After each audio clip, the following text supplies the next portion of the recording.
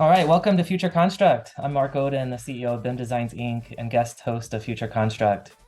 Today, I'm hosting Andy Lambert, Director of Product for OneKey and Construction Technology at Milwaukee Tool. Welcome, Andy. Thank you for making the time to join me. Great to be here.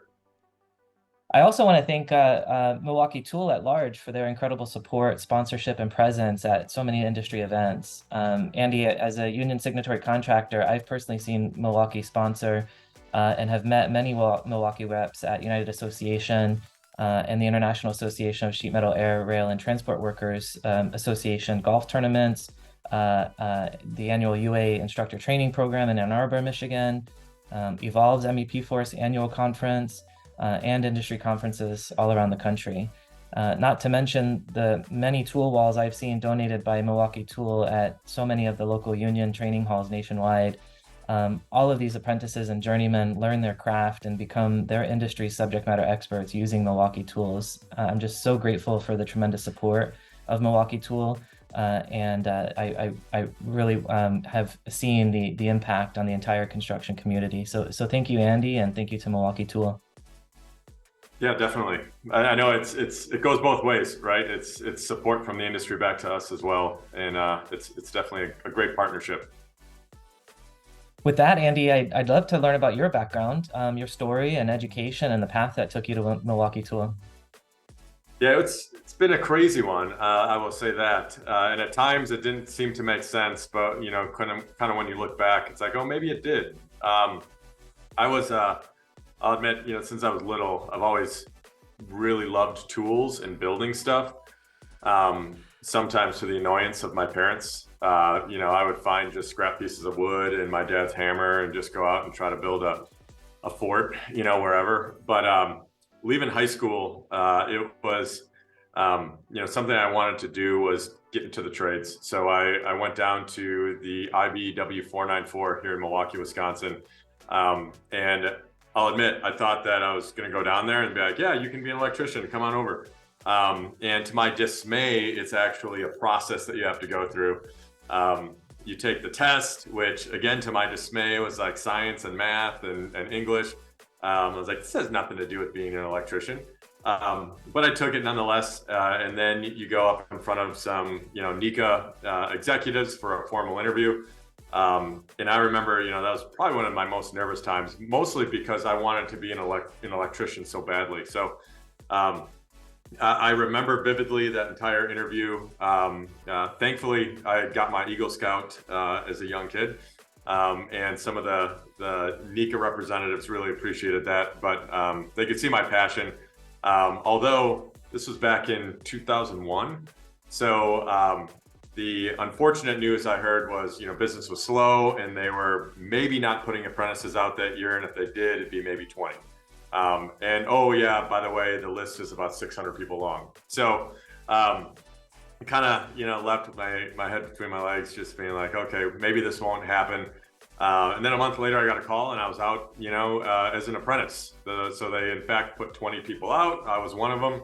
And I kind of really enjoyed being a tradesperson and learning the trade as an apprentice, going to the schooling at night, and had a ton of fun. The projects I was able to work on, were really things that you look back on and you go past a building today and you're like, yeah, I worked on that. I put up that fixture and I pulled the wire, through that building, from hospitals to schools to churches, even malls.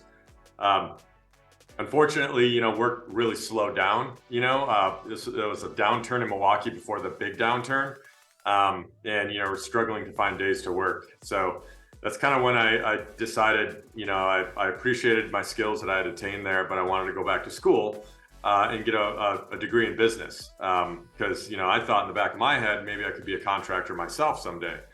So went to school, pounded through a 4-year bachelor's degree in, of all things, accounting. The reason being, I thought it was the hardest business degree, and I think it was. But I left being like, yeah, I'm never going to be an accountant. That's just not for me. But being a drummer in a band, I had some friends that also had accounting degrees, but worked in construction ERP software, and got me an in to a company, Penta Technologies, out of Milwaukee. And I was able to take that internship and really make it into a career. So I ended up getting offered a full-time job where I was doing ERP implementations. It allowed me to travel North America, get in the field and the back office of contractors and implement enterprise solutions. And I learned a ton about how contractors' businesses are run, and a lot of the complexities around that, from a finance and accounting to construction payroll to job costing, project management, service management, tool and equipment management, you name it, right? Because an ERP is, trying to manage the gamut of needs for a contractor. And I took about 5 years there, then worked in account management, did some sales engineering, built kind of an LMS program for our end users, and was the director of construction technology, or what we call it, application of construction technology, which was really just sales engineering focused. But it was then that I started meeting some folks at Milwaukee Tool, and actually, some of the trade orgs. I think it was MCAA that actually kind of got in front of some of the right people. Spent a couple years going back and forth with Milwaukee Tool about some opportunities, went in for an interview, and immediately decided, like, hey, I think this is the next chapter in my career, and that was about 4 years ago. And I haven't looked back. It's been a wild ride. I'm still technology focused here at Milwaukee Tool, more on the digital side, like OneKey, our smart tool and inventory management platform, as well as just really understanding, technology throughout the industry. And with Milwaukee Tool, really, wanting to be a solutions provider, not just a power tool company. It's interesting just navigating throughout the organization, working collaboratively, cross-functionally, in understanding the application of technology, the latest technology, and how we can utilize it internally as we develop more and more products. So that's where we are today. Yeah, thank you so much for sharing, Andy. I really enjoyed hearing about your background, and I am excited about speaking about where we are today. Digging in a little bit about the past there, and being an Eagle Scout. My younger brother is actually an Eagle Scout, so I have a lot of pride in how much work it takes to get there. Speaking to all the other Eagle Scouts or potential Eagle Scouts, what recommendation would you have, or type of approach would you say is advice for those individuals? I'd say every time I've been in a job interview, and it hasn't been that many times, obviously, it's, probably becoming an electrician, Penta or Milwaukee Tool. It has always come up, and it was one of those things that just kind of differentiates you from the crowd. I think those that are familiar with the process of becoming an Eagle Scout are aware of, that it's not easy. My advice for anyone that's in scouting is don't wait until the last minute, because I turned in my final paperwork 3 days before my 18th birthday. So I was at the very last minute, and there was no going back after that. Either everything was in order or it wasn't. So I had to make sure all my T's were crossed and I's dotted, and thankfully they were. But I definitely look back at the skills attained in there, from leadership to working as a team, soft skills, hard skills, you name it. It was definitely a good program to be in. And I always look back on those skills, with appreciation. And it was funny, even at my Milwaukee Tool interview, I interviewed with 3 people, 2 of which I found out then were Eagle Scouts as well. That's amazing. Thank you very much for sharing that, Andy. And a little shout out to my younger brother, Ryan, for the accomplishment as well. You also mentioned MCAA, and did I understand or hear you correctly that you learned about Milwaukee Tool at an MCAA event? Yeah, I've been in the industry for over 20 years now, and just out of nowhere, you just started seeing Milwaukee Tool and just doing everything. Really, like you had mentioned, being an integral part, to those trade organizations, those events, and being from, born and raised in Milwaukee, Wisconsin. It was just like they came out of nowhere, and now I know why that was, and how we did that, right? Because we've been in business since 1924. We're coming up on our 100th year anniversary, And you look back at the history, really the disruptive innovation, driving solutions in safety and productivity came um, probably, the 2013, kind of time frame was when it, really started. And a lot of that is a true testament to our leadership team. When Milwaukee Tool was bought and the leaders that came in, it was just a good reset, for the organization. Even since I've started here, just the massive growth in the new product development engine that we've created, and the partnerships, that we can continue to invest in. It's been an amazing experience for me, and I think the city of Milwaukee and the company as a whole. That's beautiful, and I'm also so grateful for the MCAA and SMACNA institutions and associations that they are for the sponsorships and the partnerships that they create in the community, especially the community that they build. So so pleased and celebrating their accomplishments throughout the many decades.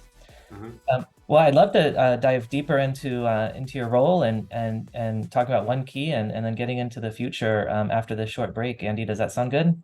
Sounds great. Hello, and thank you for your interest in our firm. I'm Mark Oden, CEO of BIM Designs Inc. Our firm is one of the largest, premier, single-service union signatory with over 25 national United Association and sheet metal workers locals utilizing US-based detailers.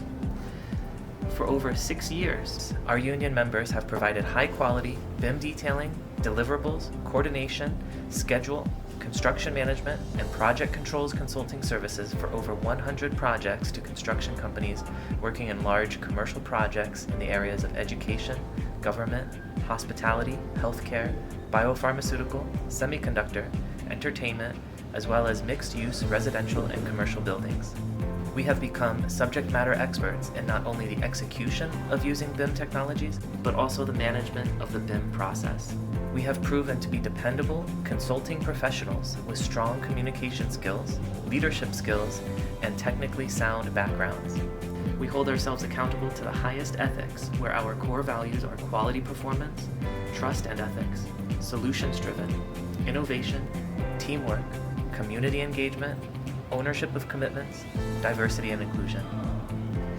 BIM Designs Inc. can help your construction, general contracting, engineering, or architecture firm by providing expert tradesmen who know how to precisely design, model, and manage your systems, as well as dependable consulting professionals who can make strategic and timely decisions. We are BIM professionals, industry experts, strategic thinkers who align people, processes, technology, and metrics. Contact us at sales@bimdesigns.net for a consultation and to discuss your project needs. We'd love to work with you. Thank you.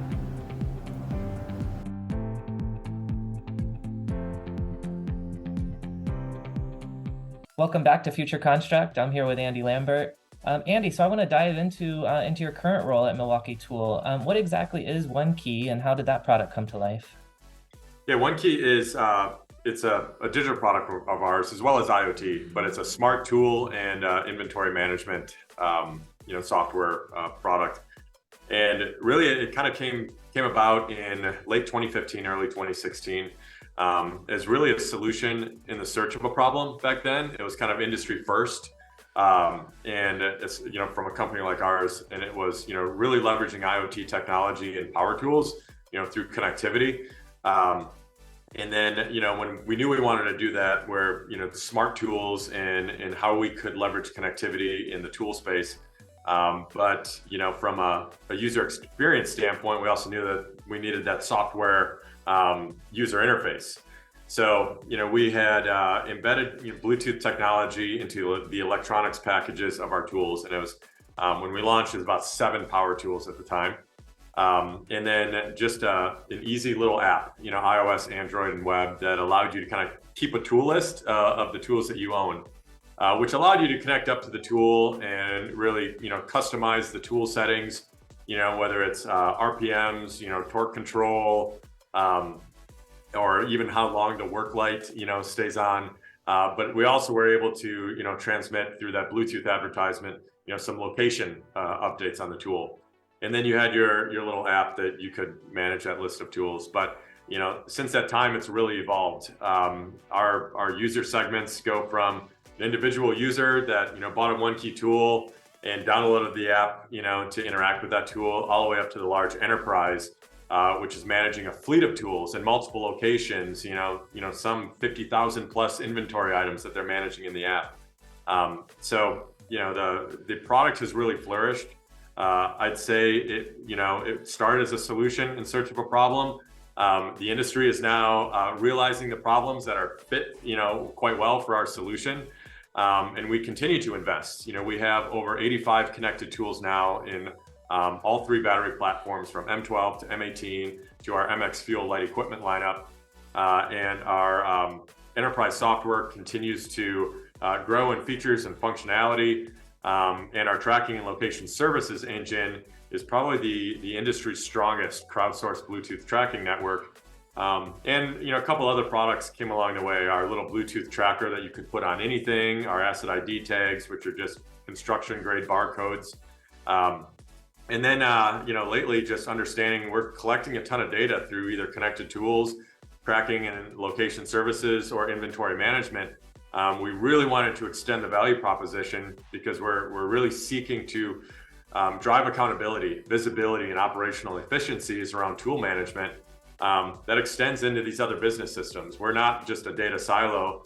A lot of times we're not the source of truth for data. So getting into more and more system integrations, whether it's on the location services and network side or the operations side with project management, BIM, you name it. So we've been leveraging our external API to really start creating more workflow efficiencies through integration partnerships. That's absolutely incredible. I'm so impressed with the technology platform that you have created and the foundation that you're building at Milwaukee Tool. It's really impressive to see these live technology platforms be applied to these tool use cases, like you're saying, managing a fleet of over 50,000 tools, and how technology wraps up into all of that. How does I've heard about the geo-fencing capabilities of some of the tools. How does OneKey fit into the geo-fencing and theft protection? Yeah, it definitely helps with theft protection, but just general awareness and visibility of where your assets are at any point in time. And it's interesting as we're researching with end users. A lot of times they think that they have loss when really they have lack of visibility. So the geo-fencing capability is something that we introduced a couple of years ago. But if you're managing places, and that could be a tool crib or a job site, because the tools have that embedded connectivity into them, through Bluetooth, by putting a digital geofence around a location. So if you're on our web app, you're using Google Maps and you put in the address, and you're allowed to put in that geofence around that address, or even on the Android or iOS, Apple Maps on iOS, but you can do that same feature. So when you transfer tools to a location, and I'll say, okay, this is my home, and if I leave home, I'm going to send an alert back to the team that I've left. We recognize that sometimes, job sites are broken into at night and tools are stolen. Other times, because of this transient nature of the workforce in construction, people go from one job to the next, and they'll take some tools with them. So the geofencing capability also automates the communication from that tool that says, I'm supposed to be here, but now I crossed over into this other geofence and now I'm here. So that, the back office can just click a button and transfer that tool to that new location. But we do have, the times where job sites are broken into, tools are stolen, and you have some chance of recovery because you'll still get pings through our crowdsourced network, and you have the ability to mark a tool as stolen, and our network will disable that tool. So now the thief has a tool that no longer works for them, and chances are that'll be taken to one of our service centers to get fixed, but the service centers will recover that tool and take it to the rightful owner. It does happen. It's absolutely incredible, Andy. I'm so impressed with that whole supply chain interaction that you're speaking of. Based on and I love to hear your attunement to listening to the voice of the customer. Based on your prior experience and interactions with clients and customers, What lessons have you learned in bringing new products to market and also in sustaining products that are already in the market? Yeah, the real source of value for us, as a product organization is the end user themselves. It's one thing that we do. It's in our culture. It's in our DNA at Milwaukee Tool. We want to be solutions providers, and we know whom we're making solutions for. So we spend a significant amount of time out in the field, on job sites with GoPro cameras, having conversations with the end user, being in the back office, understanding their challenges, their pain points, asking those open-ended questions. And last but not least, just observing, because you'll sometimes, you ask someone what their problem is, they're going to tell you what their problem is. But we want to root cause that, right? We really want to understand it. So we'll spend a lot of time with our GoPros, just recording and observing and understanding the entire process, the workflow. We're looking for waste. It's the Tim Woods, method of lean. We're also looking at things like ergonomics, how people are working, how people are communicating, and we're trying to find things that are going to really be a value add to the end user. And then, it doesn't end there. It's the ability to do prototyping and getting solutions in the hands of the users as fast as we possibly can, so that we can come back, we can learn, we can iterate. So the end user is really at the middle of all of that. I think it's easy sometimes to jump to a conclusion, right? Or just leverage qualitative, feedback from what you've seen in pockets. But also, we leverage a ton of data, and it's really easy, with a digital solution, because data is coming in left and right. But we want a really good mix of quantitative, research data as well as qualitative. Really put the user at the center of that and develop real solutions that are going to make their lives better in the whole. And that's what's really fun about being on the product side. Yeah, personally, I love the product development cycle and observing the end users and building that roadmap and looking into the future. So as we start to shift gears into talking about the future, what are some modern product development methodologies or systems that help Milwaukee Tool operate efficiently and build product efficiently?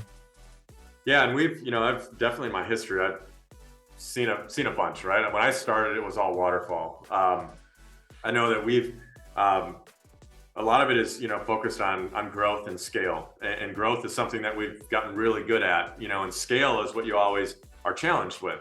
What worked yesterday may not work tomorrow because of the size of your organization, your department, the amount of software engineering you have, and other roles within the digital org. So we just continue to evolve. Like, you cannot get comfortable. We were playing around with Scrum, then we kind of started leveraging SAFe, the scaled agile framework, and you're constantly. I think one of the things that I've realized is that there's all these methodologies out there, but it's perfectly okay to take the good from one and the good from another and make them work for your unique scenario and how your org is set up. I think it's a mistake to drink the Kool-Aid, as I'll say, and get into one, because it may not meet all of your needs. And what's interesting for us is we build software that supports our NPD teams, but then also pure inventory management software. So we are unique. And we're definitely probably sitting in where we take the best or the good of scaled agile framework, but make it so that we can continue to meet our end user needs the way Milwaukee does. And that's, rapid iteration, rapid innovation, and getting solutions out to our end users as fast as possible. Speaking of rapid innovation, Milwaukee Tool recently joined the Oracle Industry Lab, which is located outside Chicago and Deerfield. It's located outside Chicago and Deerfield, Illinois. The Oracle Industry Lab is described as a unique idea incubator designed to help businesses in a variety of industries tackle their most complex challenges. Can you tell me a little bit about how participating in the Oracle Industry Lab has impacted the vision for Milwaukee Tool moving forward? Yeah, it was, I was part of that from the beginning, and it was actually how we got introduced to the lab was through some end users of ours, that they were using Oracle products. They were in the lab's earliest days, when it was just a gravel parking lot with a little steel structure. We were brought in because, Oracle, like many, are trying to really support and build these ecosystems. And, understanding that they're a source of truth, through a lot of their AEC solutions.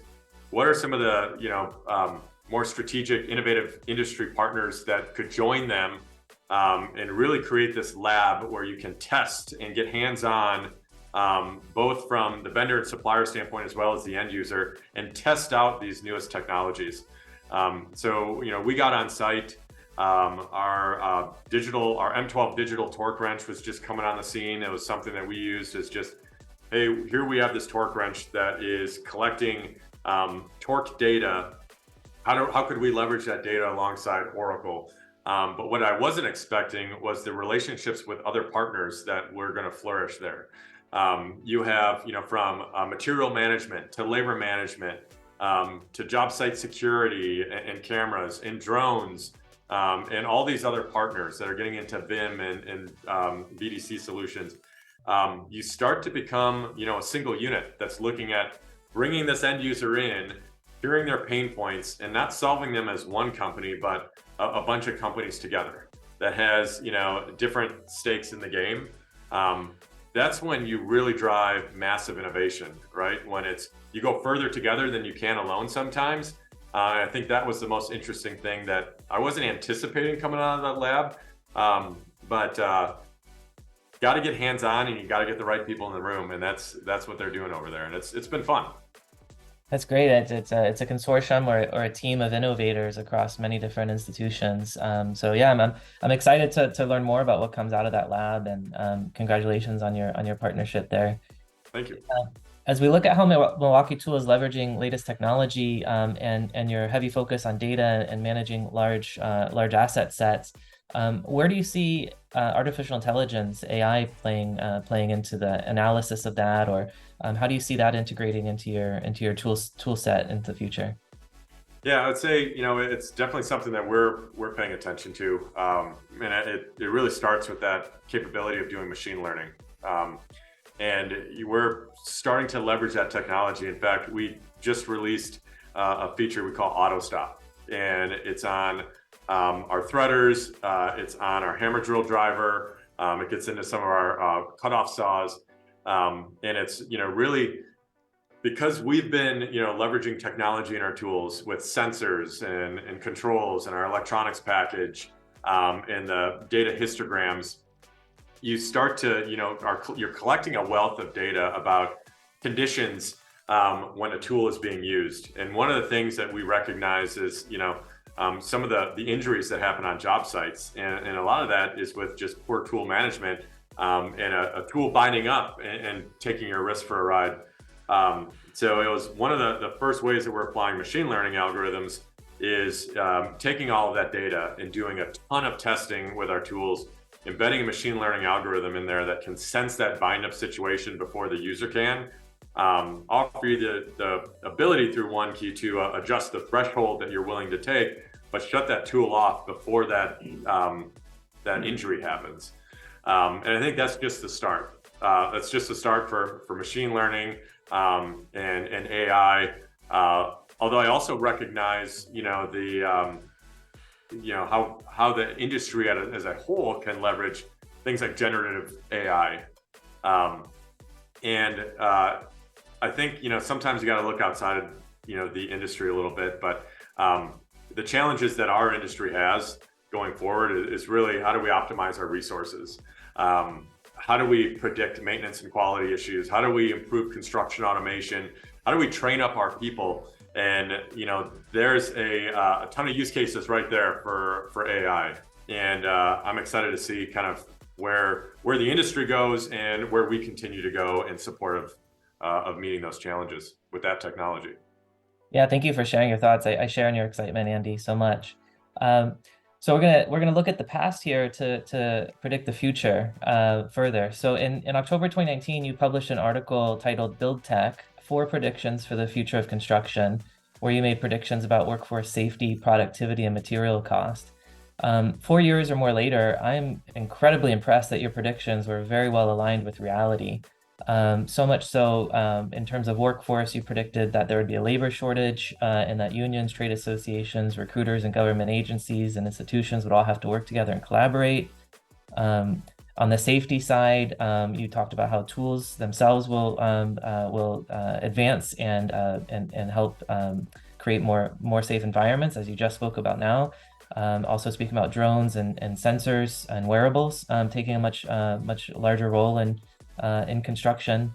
And then for productivity in 2019, you were talking about lean methodologies and prefabrication and 5D modeling, and collaboration with technology, and big data driving these real-time decisions. So this is all 4 years ago. You wrote this. This is incredible. And then you spoke about material cost, how they'll continue to fluctuate as an inconvenient variable in construction management. And I think all of us know that absolutely happened. So I'm just absolutely stunned with that article. Congratulations on those predictions. And as we look at the next 4 years, what do you see as the future of construction now? I mean, many of these predictions came true. What are you forecasting? Yeah, and I don't know if I was lucky or if I just need to buy a lottery ticket tonight, but it's, all of those continue to ring true. And I think, the one thing that if you look at the challenges ahead, things that we can predict with some level of certainty, things like the infrastructure bill, they're great because, our infrastructure needs that boost. But just even in commercial and industrial side, our cities, our buildings are in, decay and are becoming decrepit, and just the demand for construction is going to continue to increase. So that workforce development, I think I've just started to see in the last kind of year or so, the industry really put some weight behind it. I'm extremely impressed with what I see in heavy duty or the heavy metal summer program. It started on the West Coast and is moving on the East Coast and getting the younger generations excited about construction. I think we're going to need to continue to recruit in this industry because the demand is only becoming greater. But also prove to the younger generations that this isn't their grandfather's industry anymore, right? We're continuing to evolve. We're continuing to leverage technology and use that as a recruiting tool in attracting people into the industry, because you get to a point where it's just too late. You have to get into middle school and high school and really leverage STEM education. And I see, a lot of interest from the trade orgs in getting down to that level. So I think that we'll probably get to a place where we're talking about a much more technology advanced industry as not just a way of executing work, but as recruiting those next generations in and starting to see it stick. I think just things of like the material side, things that you don't have control over, we'll just recognize that we don't have control over that, but we do have control over how efficient and productive we are. Prefab is probably going to continue to grow, and I think what's going to really allow prefab to take on is BIM modeling and collaboration and some of the AI capabilities that we have in leveraging all of the data and the massive amounts of data. And I think that's the one thing that is truly inspiring me right now is we're getting a lot more data off of our job sites in massive amounts compared to 5 years ago, 10 years ago, just based on the sensor technology that is being rapidly adopted within our job sites, and how we leverage that data will change the way that we plan and design and execute work going forward. So I think we'll start to see more on the modular construction, more on the prefab, and much more predictive execution of work versus what's historically for decades been a very reactive way of doing work. And I think the way we train and onboard, the next field execution leaders will be vastly different based on things like generative AI. I've seen in the past that every now and then you find a good foreman and a good project manager and you put them on your big jobs. I think we're going to be able to take all of the good from those and leverage it in training up all of the foremen, project managers and superintendents that are out there, and really focusing on the valuable work that they can do and starting to automate that less valuable work and train them up in the process. So I think I think for the first time, if I look forward, we're going to be continuing to increase our levels of productivity throughout the industry, attracting new talent, and managing what's in our control, and just things like material prices. Not for us to debate, right? Those are other industries. I love the predictions. Thank you so much. Just such strong alignment with what I'm seeing as well, and an acknowledgement to especially the trade partners and the unions that train and develop multi-generational skilled subject matter experts, and a shout out to the technology adoption that those trade unions are making to attract that new talent. And every generation is built on the shoulders of the prior generation. So, just want to honor the fathers and the grandfathers and the mothers and the grandmothers that have helped us get to where we are today. And I'm so excited about the future and moving in the direction of recruiting that younger generation, especially with so much creativity and technology adoption that the construction industry is just geared up for, and we're right at the heels of. Just want to say, Andy, as a final question of the show and a tradition of Future Construct, if you could project yourself out 25 years and wanted to have any device or technology that would benefit you personally as Andy Lambert, what would it be and what would it do? Yeah, in 25 years, hopefully I'm getting to that point of retirement. Fingers crossed. And I think there's a lot of different toys I'd love to have. But I think by that time, what I'd really appreciate in my life would be that AI advisor. Someone that knew me inside and out and could recommend what does that retirement look like, and how do I get the most out of those years, those cherished years of life, when you can kind of reflect back on your legacy, throughout your career, but really focus on doing all the stuff that you didn't have time for before. I just fear I won't be able to get the most out of that. And if I had that AI advisor at my fingertips that knew me inside and out and could make those recommendations, I would take full advantage of that. Yeah, I love that so much, Andy. I'm not sure if you keep up with internet memes. It's pretty hard for me too, but recently there was a huge commentary on the Roman Empire and how much thought is put into the Roman Empire. And I have to admit that the element that I think about the Roman Empire is the quote that is "Know thyself," and I often wonder if just as a little musing to myself, if the quote was "Know myself," would it have stayed over the generations and over the years, whereas "Know thyself" has just something just philosophical to and of itself, and I do believe that the more that technology absolutely knows us today, and the more that it can help us know ourselves or know thyself, the more powerful and successful we will all be, and hopefully happier. I do believe that AI can ultimately help make each individual happier, and it's something that we should look at embracing and supporting and being a part of. And very excited about how that will impact the construction industry, and how Milwaukee Tool is looking at it, and how you as an individual are looking at it. Andy, I just want to thank you so much for participating today and making the time to speak with me. And thank you to all of our listeners for participating and listening in Future Construct. And we're so grateful for everyone's participation. Look forward to future episodes for many seasons and episodes to come. Thank you all so much. Yeah, this was a pleasure to be here, and have me back anytime. Thank you, Andy.